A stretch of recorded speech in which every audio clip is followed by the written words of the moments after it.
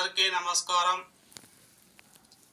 మన దేశంలో మన మోడీ గారి ప్రభుత్వం వచ్చిన తర్వాత భారత్ సంహిత అనే కొత్త చట్టాలు తీసుకొచ్చారు.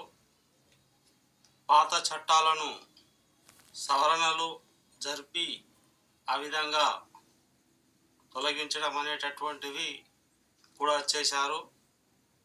బాధితులకు సత్వర న్యాయం ఏ విధంగా లభించాలి అనేటటువంటి విషయం పైన అనేక విధాల చర్చలు జరిపి ఈ యొక్క కొత్త చట్టాలు అయితే తీసుకొని రావడం జరిగింది. అవి అత్యంత కఠినమైన చర్యలుగా ఉన్నాయి. అయితే ఒకవైపు చూసుకున్నట్టయితే ఒక వర్గం వైపు ఈ చట్టాలు చాలా బాధాకరంగా ఉన్నాయంటారు, కొంతమంది బాగున్నాయంటారు. ముఖ్యమైన పాయింట్లు మార్చివేసి తర్వాత న్యాయము జరుగుతుందా జరగదా అన్న ఆరోపణలు మరోపక్క అయితే కొత్త చట్టంలో కొన్ని వెసులుబాట్లు రూల్స్ మారాయి. ఏకంగా పాత కాలంలోని ముఖ్యమైన రూల్స్ ఎత్తివేసి కొత్త చట్టం తయారు చేసినారు. ఆ చట్టం యొక్క పేరు, పుస్తకాల పేర్లు కూడా మార్చివేసినారు. మరి న్యాయం, సత్వర న్యాయం ఏ విధంగా జరుగుతుంది? ఈ విధంగా ఎప్పుడో బ్రిటిష్ కాలం నాటి విధానాలు ఎత్తివేస్తూ సెక్షన్లను కొన్నింటిని న్యాయ సూత్రములను మారుస్తూ ఒక పక్క అమలు ప్రమాణాలు ఇంకా వేగంగా తీసుకున్నారు. న్యాయం జరగటం అటుంచి అన్యాయమే జరుగుతుందని మరికొందరి వాదన. ఒక ప్రక్క ఇలా రెండు రకాలుగా వినిపిస్తున్న కొత్త చట్టాలు ఏ విధంగా ఉన్నాయి, వాటి పేర్లు ఏ విధంగా మారాయి, సెక్షన్ ఉన్న వాటిలో డొల్లతనం ఏమిటి, మంచి ఏమిటి, ఈ వీడియోలో పూర్తిగా క్లుప్తంగా చెప్తా. మరి అందరూ శ్రద్ధగా వింటే మీకు చాలా మంచి చేస్తుంది.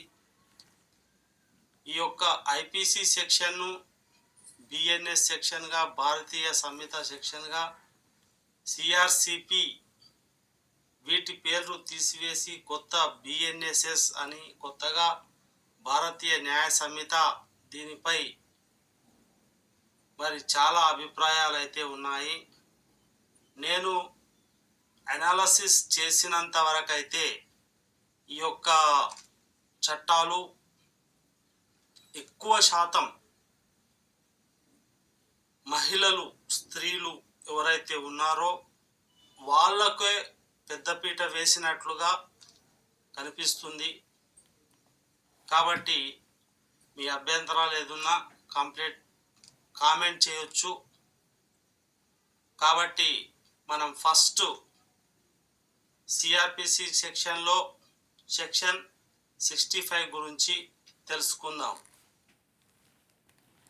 హాయ్ ఫ్రెండ్స్, ఇప్పుడు ఇండియన్ జ్యుడిషియల్ కోడ్ సెక్షన్ 65 ప్రకారం ఒక వ్యక్తి 16 సంవత్సరాల లోపు బాలికపై అత్యాచారానికి పాల్పడినట్టు రుజువైతే అతనికి కనీసం 20 సంవత్సరాలు జైలు శిక్ష విధించవచ్చు.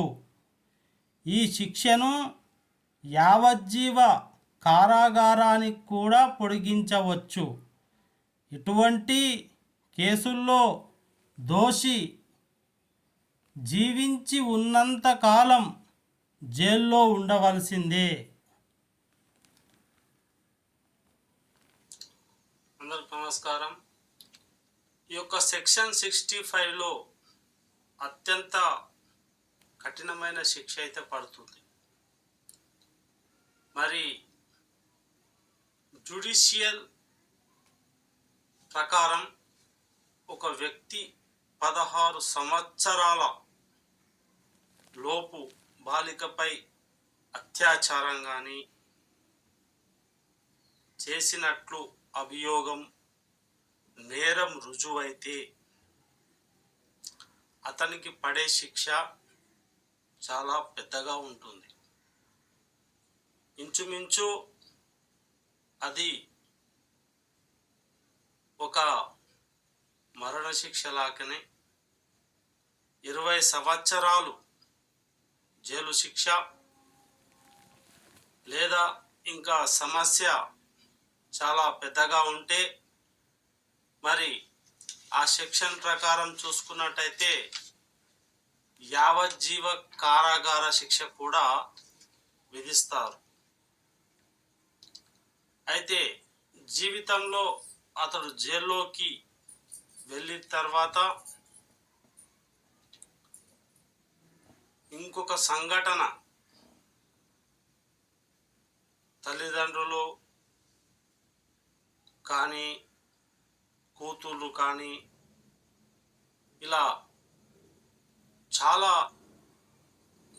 స్త్రీలపైన అత్యాచారాలు జరిగాయి కాబట్టి గవర్నమెంట్ ఇంత కఠినమైన నిర్ణయం తీసుకుంది.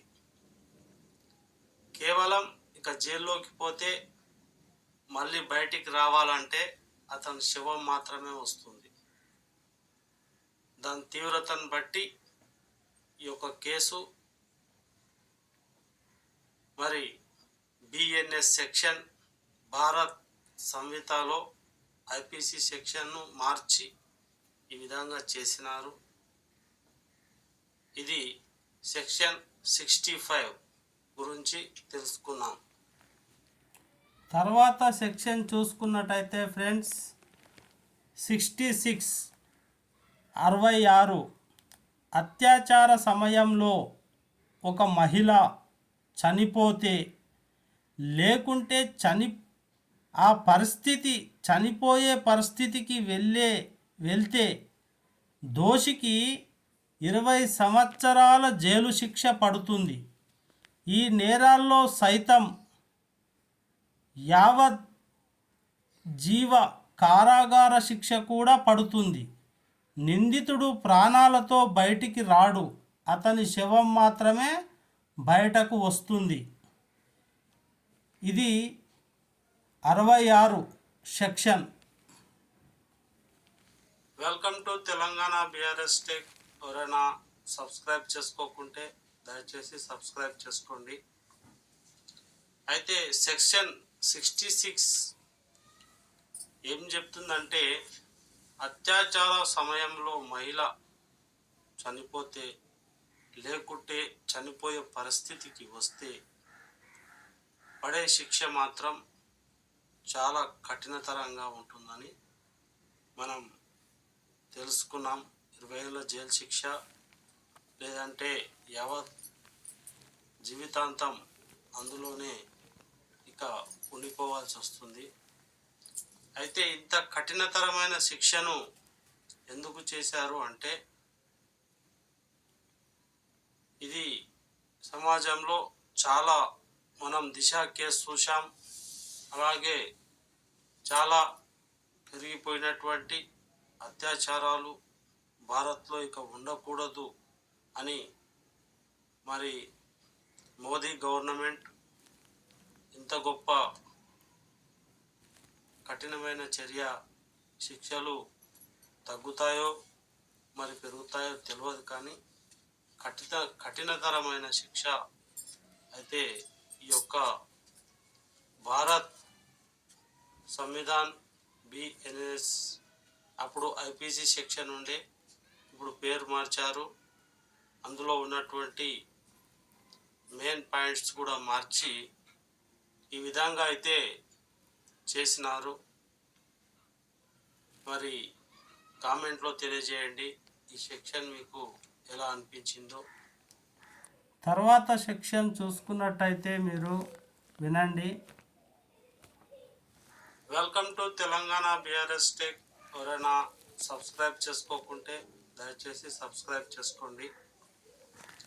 అయితే సెక్షన్ 66 ఏం చెప్తుందంటే, అత్యాచార సమయంలో మహిళ చనిపోతే లేకుంటే చనిపోయే పరిస్థితికి వస్తే పడే శిక్ష మాత్రం చాలా కఠినతరంగా ఉంటుందని మనం తెలుసుకున్నాం. 20 ఏళ్ళ జైలు శిక్ష, లేదంటే యావత్ జీవితాంతం అందులోనే ఇక ఉండిపోవాల్సి వస్తుంది. అయితే ఇంత కఠినతరమైన శిక్షను ఎందుకు చేశారు అంటే, ఇది సమాజంలో చాలా, మనం దిశ కేసు చూసాం, అలాగే చాలా పెరిగిపోయినటువంటి అత్యాచారాలు భారత్లో ఇక ఉండకూడదు అని మరి మోదీ గవర్నమెంట్ ఇంత గొప్ప కఠినమైన చర్య, శిక్షలు తగ్గుతాయో మరి పెరుగుతాయో తెలియదు, కానీ కఠినతరమైన శిక్ష అయితే ఈ యొక్క తర్వాత సెక్షన్ చూసుకున్నట్టయితే మనము సెక్షన్ 70, ఇది గ్యాంగ్ రేప్కు సంబంధించింది. మైనర్పై అత్యాచారం చేసిన నేరానికి శిక్ష విధించే నిబంధన కూడా చేయబడింది. ఈ రెండు కేసుల్లో సామూహిక అత్యాచారానికి పాల్పడిన కనీసం 20 ఏళ్ల పాటు జైలు శిక్ష పడుతుంది. జరిమానా కూడా భారీగా ఉంటుంది. శిక్షను యావజ్జీవ శిక్షగా పొడిగిస్తారు.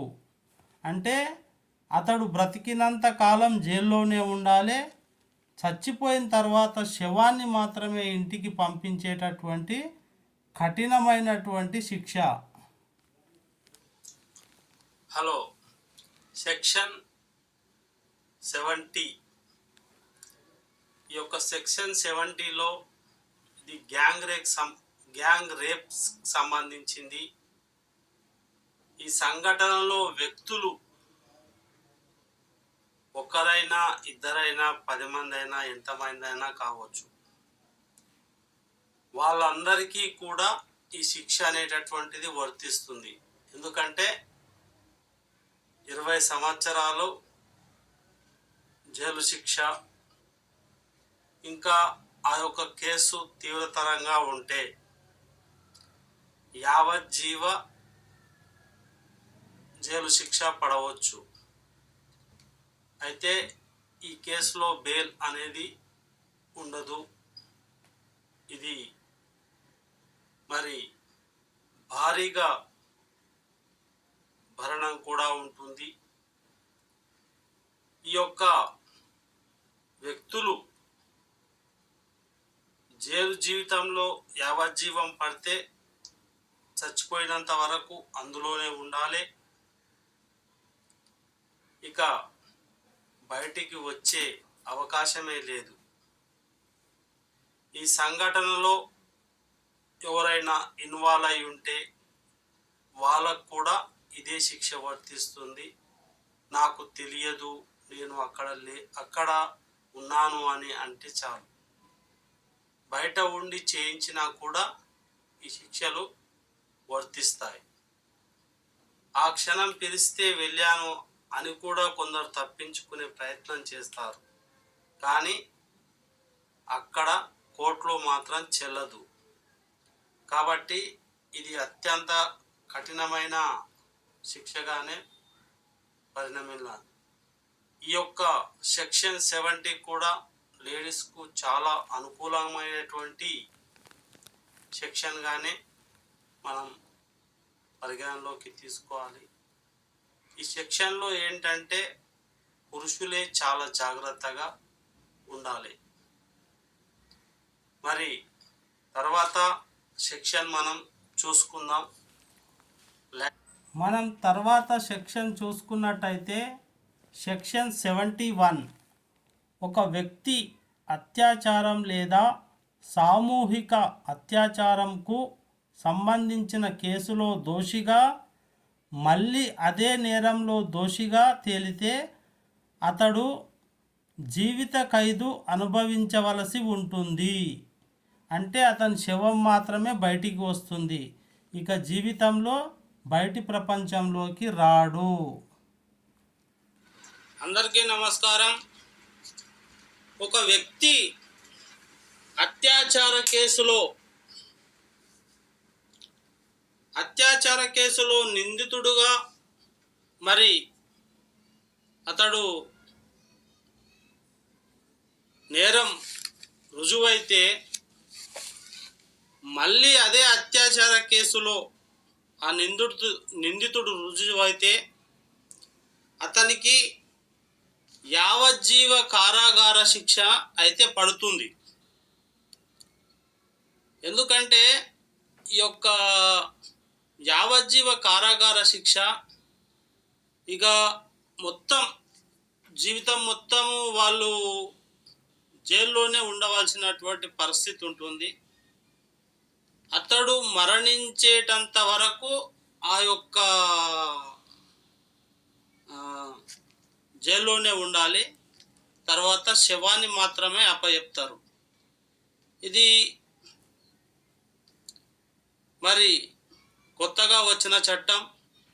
నరేంద్ర మోదీ ఇది స్త్రీలకు ఈ విషయంలో చాలా పెద్దపీట వేశారని చెప్పాలి.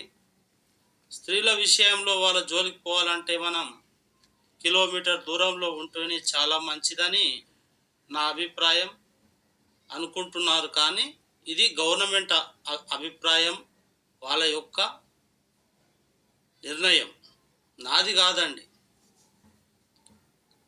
అది తెలుసుకొని ఎంతో కష్టపడి మరి లాయర్లు చెప్పిన విషయాన్ని అడ్వకేట్లు మరి ఎంపీలు నరేంద్ర మోదీ మన భారత ప్రధాని చెప్పినటువంటి విషయాలను మీకు తెలియజేస్తున్నాను. కాబట్టి ఇది ఎంత పెద్ద సివియర్ కేసో మీరు తెలుసుకోవాలి. ఇంకా లేడీస్ను అక్క చెల్లి తల్లి అనే బంధాలు మనము రామాలయం కట్టుకున్నాం కదా, ఇక్కడ మన అయోధ్యలో ఇక ప్రతి వ్యక్తి సీతారాములాగా ఉండాలనేదే ఈ యొక్క భారతదేశం యొక్క లక్ష్యం. మనము తర్వాత సెక్షన్ చూసుకున్నట్టయితే చాలా కఠినమైనటువంటిది 104. ఇక్కడ 14 ఉంది. సెక్షన్ 104 జీవిత ఖైదు అనుభవిస్తున్న దోషి ఎవరైనా చంపినట్లయితే అతడికి మరణశిక్ష లేదా జీవిత ఖైదు విధించవచ్చు. యావజ్జీవ కారాగారము శిక్ష పడితే నేరస్తుడు ప్రాణాలతో బయట పడలేడు. ఈ శిక్షలు పడితే కేవలం శవం మాత్రమే పంపిస్తారు. ఇంత కఠినమైనటువంటిది 104 ఈ యొక్క సెక్షన్. సారీ, ఇక్కడ 14 నెంబర్ వేసిన డిజిట్ లేదు, కానీ 104 సెక్షన్ ఇదండి, దయచేసి గమనించండి. అందరికీ నమస్కారం. జీవిత ఖైదు పడిన వ్యక్తి ఎవరైనా జైల్లో ఉండి అక్కడ అవకతవకలు జరిగి ఏదైనా సమస్యతో ఇంకా ఎవరికైనా హాని కలిగిస్తే లేదా ప్రాణాలు తీస్తే అతనికి ఉరిశిక్ష మాత్రం వేస్తారు. ఇది నిజం. ఈ చట్టం కూడా 104 సెక్షన్లోకి వస్తుంది. కాబట్టి దీన్ని పరిగణలోకి తీసుకొని చూడండి. ఎవరన్నా ఫస్ట్ టైం నా ఛానల్ చూస్తున్నట్టయితే కనీసం లైక్ చేయండి, సబ్స్క్రైబ్ చేసుకోండి.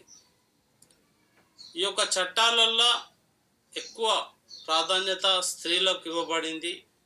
ఎందుకంటే నేరాలు చాలా పెరిగిపోతున్నాయి. కాబట్టి వాటిని మనం అధిగమించి ముందుకు పోవడానికి చట్టాలు ఉపయోగపడతాయని ఒక అవగాహనతో చేసినటువంటి చట్టాలు. ఈ చట్టాలు ఎంతవరకు మిస్యూజ్ కాకుండా, దుర్వినియోగం కాకుండా ఉంటాయన్నది మనం తెలుసుకోవాలి. Thank you. తర్వాతి చట్టం చూసుకున్నట్టయితే మనము ఇక్కడ చూడండి, సెక్షన్ 109 109 ఈ హత్య కేసులో జీవిత ఖైదు అనుభవిస్తున్న ఖైదీ ఎవరైనా హాని కలిగించినట్లయితే అతనికి మరణశిక్ష లేదా జీవిత ఖైదు విధించవచ్చు లేదా పొడిగించవచ్చు. ఆ ఖైదీ జీవితకాలం జైల్లోనే ఉంటాడు, అక్కడే మరణిస్తాడు, తర్వాత శవాన్ని మాత్రమే పంపిస్తారు. ఇంత కఠినమైనటువంటి సెక్షన్ ఇది 109 109 ఈ సెక్షన్. తర్వాత సెక్షన్ 139 బలవంతంగా భిక్షాటన చేయించిన, కిడ్నాప్ చేసిన తీవ్ర నేరంగా పరిగణిస్తారు. అలా చేసిన వారికి 10 సంవత్సరాల నుండి జీవిత ఖైదు వరకు శిక్ష విధించబడుతుంది. ఇది భారత సంవిధాన్ మన నరేంద్ర మోదీ గారు చేసినటువంటి 2024 జూలై 1 నుంచి ఇది అమల్లోకి వచ్చింది. ఇప్పుడు అమల్లో ఉంది. ఈ సెక్షన్ అన్నీ అమల్లో ఉన్నాయి. ఇప్పుడు క్రిమినల్ చట్టాలు ఎలా ప్రొసీజర్ జరుగుతాయి అనే విషయం గురించి క్లుప్తంగా తెలుసుకుందాం. క్రిమినల్ ప్రొసీజర్ అంటే ఇప్పుడు నేరాలు చేసినటువంటి వారికి శిక్షలు ఏ విధంగా వస్తాయనే విషయం గురించి తెలుసుకుందాం.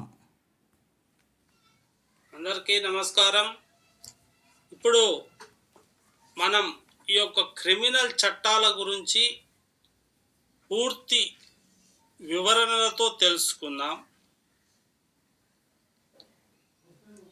ఈ యొక్క వివరణ ముగిసిన 45 రోజుల్లో క్రిమినల్ కేసు తీర్పులు వెలువరించాలి. మొదటి విచారణ జరిగిన 60 రోజులలో అభియోగాలు నమోదు చెయ్యాలి. సాక్షుల భద్రత సహకారం కోసం అన్ని రాష్ట్ర ప్రభుత్వములు సాక్షి రక్షణ కోసం పథకాలు అమలు చేస్తారు. అత్యవసర బాధితుల వాంగ్మూలాలను బాధితుల సంరక్షకుడు లేదా బంధు సమక్షంలో మహిళా పోలీస్ అధికారి నమోదు చేసుకోవాలి.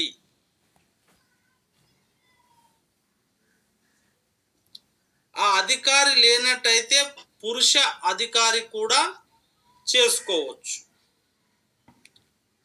7 రోజుల్లో మెజిస్ట్రేట్ ముందు పూర్తి రిపోర్ట్ హాజరుపరచాలి. ఇది ఫస్ట్ స్టెప్. సెకండ్ స్టెప్ ఇంకోటి మూడో. ఇప్పుడు మహిళలు చిన్నారులపై నేరాలను పరిష్కరిస్తూ చట్టంలోని కొత్త అధ్యయనం ప్రారంభం అయింది. పిల్లలను కొనడం లేదా అమ్మటం హేయమైన నేరంగా పరిగణించారు. ఇది తీవ్రమైన శిక్షార్హమైనది. మైనర్పై సామూహిక అత్యాచారానికి పాల్పడితే మరణశిక్ష లేదా యావజ్జీవ కారాగార శిక్ష కూడా వేసేటటువంటి అవకాశాలు 100% అయితే ఉన్నాయి. అయితే ఇంకొకటి విషయం చెప్పాలి. ఇంతకుముందు మనకు 498 అనే ఒక సెక్షన్ ఉండే, అది తీసేసారు. అయితే ఒక లేడీసు అనుకోండి, ఒక స్త్రీ పురుషులు ఇద్దరు ఇష్టపడితే అక్రమ సంబంధాలను కొనసాగించుకోవచ్చని సుప్రీంకోర్టు తీర్పిచ్చింది. కానీ ఇప్పుడు ఒక విచిత్రమైనటువంటి దానిని బేస్ చేసుకొని ఒక కొత్త చట్టం అయితే మళ్ళీ తీసుకొచ్చింది. అంటే ఇది అలా కాకుండా మళ్ళీ ఇది మిస్యూజ్ అయ్యే అవకాశం ఉంది. మళ్ళీ సెటిల్మెంట్లు, మళ్ళీ బతుకు జట్కా బండి ఇలా జరగకుండా డబ్బు కట్టి చట్టాన్ని కొనకుండా దుర్వినియోగం అవుతుందేమో అని నా అభిప్రాయం. ఎందుకంటే పెళ్లి చేసుకుంటామని మాయమాటలు చెప్పి మహిళలను వదిలివేసిన కేసులకు ఇప్పుడు చట్టంలో 10 సంవత్సరాల జైలు శిక్ష అయితే ఉంది. చూశారా మరి? అంటే మనము ఒక ప్రపోజల్ ఎప్పట్లాగా మన కాలేజీలలో లవ్ యూరా, నేను ప్రేమిస్తున్నాను, నేను అది చేస్తాను, నువ్వు నాకు ఇష్టము అనే విషయము ఏ స్త్రీతో చెప్పకూడదు. అలా చెప్పినట్టయితే మీకు క్రిమినల్ యాక్ట్ కింద కేసులు పడతాయి, జైలుకు పంపించే చర్యలు కూడా చాలా ఉన్నాయి. ఇది 498 సెక్షన్ లాగానే పనిచేస్తుంది. ఇది మగవారికి చాలా ప్రమాదకరమైనటువంటి చట్టం. ఈ 4వ పాయింట్ బాగా గుర్తుపెట్టుకోండి. పెళ్లి చేసుకుంటామని ఎవ్వరితో వాగ్దానాలు కానీ హెచ్చరికగా కానీ మీరు హామీలు ఇవ్వవద్దు. నేరములకు గురి అయిన మహిళ, 5వ పాయింట్ చెప్తున్నాను. నేరములకు గురి అయిన మహిళ బాధితురాలు 90 రోజులలోగా తమ కేసును సంబంధించిన రెగ్యులర్ అప్డేట్స్ పొందే హక్కు ఉంది. నేరాన్ని గురి అయిన మహిళలు చిన్నారులు అని ఉంటే వారికి హాస్పిటల్లో మంచి వైద్యం, ఉచితముగా ప్రథమ చికిత్సలు లేదా వైద్య చికిత్సలు అందిస్తారు.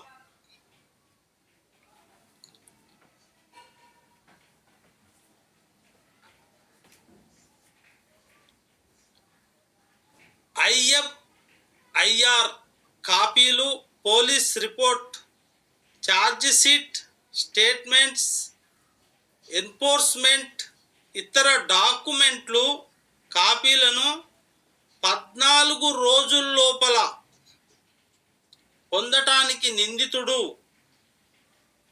బాధితురాలు అర్హులు.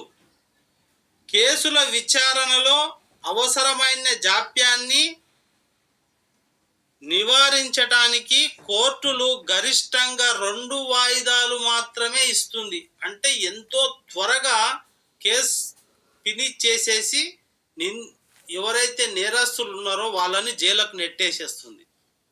అప్పట్లాగా సంవత్సరాలు పొడిగించే అవకాశం ఇప్పుడు లేనే లేదు. ఇప్పుడు 7th పాయింట్ చెప్తాము. పోలీస్ స్టేషన్కు వెళ్ళవలసిన అవసరం లేకుండా ఎలక్ట్రానిక్ కమ్యూనికేషన్ ద్వారా సంఘటనలను నివేదించవచ్చు. 0 FIR ప్రకారం వాళ్ళ వ్యక్తులు అధికార పరిధిలో సంబంధం లేకుండా ఏదైనా పోలీస్ స్టేషన్లో మీరు ఫస్ట్ ఇన్ఫర్మేషన్ రిపోర్ట్ దాఖలు చేసుకోవచ్చు. ఇక 8వ చూసుకున్నట్టయితే అరెస్ట్ అయిన వ్యక్తికి వారి పరిస్థితి గురించి తెలియజేసే హక్కు ఉంది. వాళ్ళ యొక్క తర్వాత అతను తక్షణ మద్దతు పొందగలడు. కుటుంబ సభ్యులు, స్నేహితులు సులభంగా అందుబాటులో ఉండేలా పోలీస్ స్టేషన్లను, జిల్లా కేంద్రాలలో రిజిస్ట్రేషన్ వివరాలు ప్రముఖంగా ప్రదర్శించబడతాయి.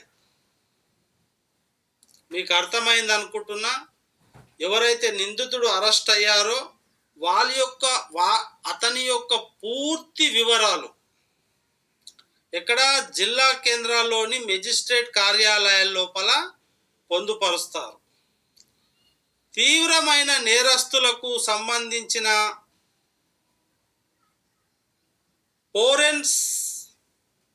ఫారెన్సిక్ నిపుణులు ఘటనా స్థలానికి వెళ్ళి ఆధారాలు సేకరించడం ఇప్పుడు తప్పనిసరి.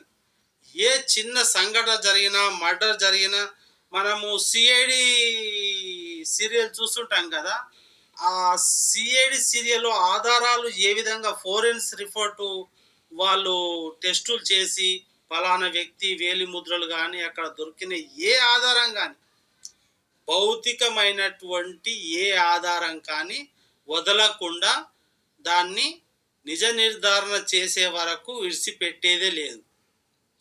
ఇక 10ది, లింగ నిర్వచనంలో ఇప్పుడు ట్రాన్స్జెండర్స్ను కూడా చేర్చారు. ఈ వ్యక్తులు సైతం ఉన్నారు. మహిళలకు సంబంధించిన పలు నేరాలకు బాధితురాలి వాంగ్మూలాన్ని మహిళా మెజిస్ట్రేట్ ముందు చేయాలి. ఒకవేళ అందుబాటులో లేకపోతే పురుష మెజిస్ట్రేట్ ఒక మహిళ సమక్షంలో వాంగ్మూలాన్ని నమోదు చేయాలి. అత్యవసర సంబంధిత వాంగ్మూలాలను ఆడియో లేదా వీడియోల ద్వారా రికార్డ్ చేసుకోవచ్చు. ఇప్పుడు కొంతమంది చావు బ్రతుకులు ఉంటారు. అప్పుడు వారి యొక్క వాంగ్మూలం అంటే వారు చెప్పేది చేత్తో రాసుకోవాలి, వీడియో కూడా తీసుకోవాలి. ఈ ఐపీసీ సెక్షన్ వాటి స్థానంలో పేర్లు మార్చడం జరిగింది. న్యాయ సంహిత, భారత నాగరిక సురక్షని, భారతి సాక్షి, మరి పిఎం ప్రాసెస్ ఫండ్గా మార్చారు. ఈ విధంగా భారత సంహిత అనే చట్టాలు కూడా ఉన్నాయి. సుప్రీంకోర్టులో పిటిషన్ వేశారు. అయితే కొంతమంది ఎంపీలు ఏం చేశారంటే 165 మంది ఇప్పుడు నేను చెప్పిన చట్టాలు చాలా కఠినంగా ఉన్నాయి. అయితే వాళ్ళు ఒప్పుకోలేదు. వాళ్ళందరినీ సస్పెండ్ చేసి పడేసారు మొత్తాన్ని. పొండ్రి మీతో మాకు సంబంధమే లేదని అసెంబ్లీ, మన భారత మరి పార్లమెంట్ అంటే చిన్నది కాదు, కేంద్రంలో 165 మంది ఎంపీలను, అంటే 150 కోట్ల పబ్లిక్ ఎన్నుకోబడినటువంటి ఎంపీలు, వారు గౌరవ స్థానంలో ఉన్నటువంటి వారు, వాళ్ళందరినీ కాదని కూడా ఈ యొక్క చట్టాన్ని భారత బిఎన్ఎస్ అంటారు ఇది. అయితే ఇది ఎంతవరకు మరి మేలు చేస్తుంది, ఇది ఎంతవరకు మంచి చేస్తుంది అనే విషయాన్ని మనం త్వరలో తెలుసుకుందాం. ఇప్పుడైతే ఈ విధంగా ఉంది. మరి నా ఫస్ట్ టైం చూస్తున్నట్టయితే ఈ వీడియో కోసం చాలా కష్టపడ్డానండి. మీ మద్దతుగా ఒక చిన్న సబ్స్క్రైబ్, లైక్ చేయండి. చాలా హ్యాపీగా ఫీల్ అవుతారు ఒక క్రియేటర్స్. ఎందుకంటే వాళ్ళు కోరుకునేది మీ నుంచి ఏంది, ఒక లైక్, సబ్స్క్రైబర్. లైక్ల నుంచి మాకేమైనా డబ్బులు వస్తున్నాయంటే ఏమీ రావండి. మాకు ఒక ప్రోత్సాహం, బాగా చెప్పారు, నాకు అర్థమైంది. బాధల్లో ఉండే వారికి నేను చెప్పింది అర్థమవుతుంది. అయితే ఈ చట్టాలు పురుషులే జాగ్రత్తగా ఉండాలి. ఇప్పటి నుంచి అర్ధరాత్రి మగపిల్లలు తిరిగితే భయం. ఆడపిల్లలే అర్ధరాత్రి మొగలను ఎదిరించి తిరిగేస్తే చట్టాలు తెచ్చారు. ఒకసారి కేసులో పడిపోతే ఇక బయటికి వచ్చే అవకాశమే లేదు, అందులోనే చచ్చిపోవాలి. ఇక రేప్ కేసులైనా సరే, మర్డర్ కేసులైనా సరే, అత్యాచార కేసులైనా, లేడీస్ విషయంలో ఎలాంటి కేసులో ఇరుక్కున్నా నీకు ఆయుష్ ఉన్నా కూడా నువ్వు మరణించినట్లే. కాబట్టి మనమే జాగ్రత్తగా ఉందాం. భారత శిక్షా స్మృతిని విజయవంతం చేయడానికి కొంతమంది ఎన్నో అభ్యంతరాలు తెలిపారు. సుప్రీంకోర్టులో కూడా కొన్ని కేసులు నడుస్తూ ఉన్నాయి. పూర్తిగా అమలు కావాలంటే భారత ప్రజలు మొత్తం దీన్ని ఆమోదించినప్పుడే, ఇది ఎక్కడ దుర్వినియోగం కాకుండా, మిస్యూజ్ కాకుండా ఉన్నప్పుడే ఇది విజయవంతమై మంచి ఫలితాలు అందిస్తుంది. ఒకవేళ తిరగబడి కక్ష సాధింపు వేధింపుతో స్త్రీలు పురుషులపై తిరగబడితే మళ్ళీ 498 సెక్షన్ లాగానే వీటిని కూడా రద్దయ్యే అవకాశం ఉంటుంది. దుర్వినియోగము ఆనాడు రాక్షసులకు ఎంతో మందికి ఎన్నో వరాలు ఇచ్చారు దేవుళ్ళు, అందరూ దుర్వినియోగం చేసుకురు, మట్టిలో కలిసిపోయారు. ఈ చట్టాలు కూడా అంతే, దుర్వినియోగం ఎప్పుడు చేసుకోకూడదు. సొంత లాభానికి, డబ్బుకు లొంగ తీసుకోవడానికి, కక్ష సాధింపు వేధింపుకు ఈ యొక్క సెక్షన్లను మాత్రము డబ్బు కోసం, ప్రలోభాల కోసం వాడుకోవద్దని చెబుతున్నాం. అలా వారు చేసినట్టయితే వాళ్ళకు కూడా శిక్షలు పడతాయి. లేడీస్కు పడయనే విషయం లేదు. కానీ చట్టాలు దుర్వినియోగం అవుతున్న సుప్రీంకోర్టుకు తెలిస్తే మళ్ళీ తీసేస్తారు, వీటిని కాల్చి పడేస్తారు. 2005లో వచ్చిన 498 కేసు ఉందా ఇప్పుడు? లేదు. ఆ విధంగా ఉంటుంది. దయచేసి సబ్స్క్రైబ్ చేసుకోండి, లైక్ చేయండి. చాలా కష్టపడి నేర్చుకొని చేసిన video. Thank you so much అందరికీ.